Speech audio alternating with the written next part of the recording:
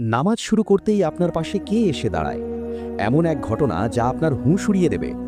আপনার সাথেও কি কখনো এমন হয়েছে? আপনি সারাদিন নিজের কাজে ব্যস্ত ছিলেন, মন একদম শান্ত ছিল, কিন্তু যতক্ষণ না আপনি আল্লাহু আকবার বলে নামাজ শুরু করলেন, হঠাৎ করেই মাথার ভেতর চিন্তার ঝড় শুরু হয়ে গেল। যে ভুলে যাওয়া কথা, যে জরুরি কাজ, যে পুরনো স্মৃতিগুলো সারাদিন যেগুলো মনে পড়েনি, ঠিক সেই সময়ই কেন মনে পড়তে শুরু করে? বিশ্বাস করুন, এটা শুধু আপনার মনোযোগের ঘাটতি নয়, এর পেছনে আছে এক ভয়ঙ্কর কারণ। ইসলামে, বিশেষ করে হাদিসে, এই ঘটনাটির স্পষ্ট উল্লেখ রয়েছে। এটা কোনো কাকতলীয় বিষয় নয়, বরং একটি পরিকল্পিত ষড়যন্ত্র। যখন একজন মুমিন বান্দা তার রবের সামনে দাঁড়ায়, তখন সেখানে এক বিশেষ শয়তান উপস্থিত হয়। তার নাম হলো খিনজাব। হ্যাঁ, খিনজাব। সে সাধারণ শয়তানদের মতো নয়, তার একমাত্র কাজ হলো আপনার নামাজ নষ্ট করে দেওয়া।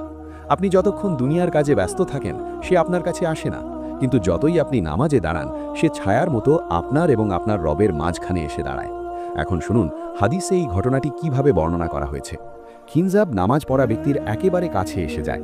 সে আপনার কানে, আপনার মনে কুমন্ত্রণা বা ওয়াসওয়াসা দিতে শুরু করে। সে আপনাকে সেই সব কথা মনে করিয়ে দেয় যা আপনি মাসের পর মাস ভুলে গিয়েছিলেন। আরে, তুমি সেই চাবিটা কোথায় রেখেছিলে? তোমার তো অমুক ব্যক্তিকে উত্তর দিতে হবে। তোমার সেই কাজটা এখনো অসম্পূর্ণ। সে ইচ্ছাকৃতভাবে আপনাকে দুনিয়ার চিন্তায় জড়িয়ে ফেলে। তার উদ্দেশ্য শুধু আপনার মনোযোগ সরানো নয়, বরং নামাজের আসল শান্তি আপনার হৃদয় থেকে কেড়ে নেওয়া। সে আপনাকে এতটাই ব্যস্ত করে ফেলে যে আপনি ভুলে যান আপনি কার সামনে দাঁড়িয়ে আছেন।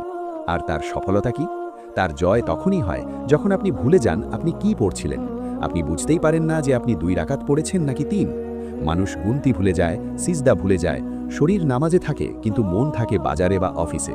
এগুলো সবই সেই খিনজাবের কৌশল। কিন্তু একটু থামুন, আমাদের প্রিয় নবী সাল্লাল্লাহু আলাইহি ওয়াসাল্লাম আমাদের এই শত্রুর বিরুদ্ধে লড়াই করার একটি খুব সহজ এবং কার্যকর উপায় শিখিয়েছেন।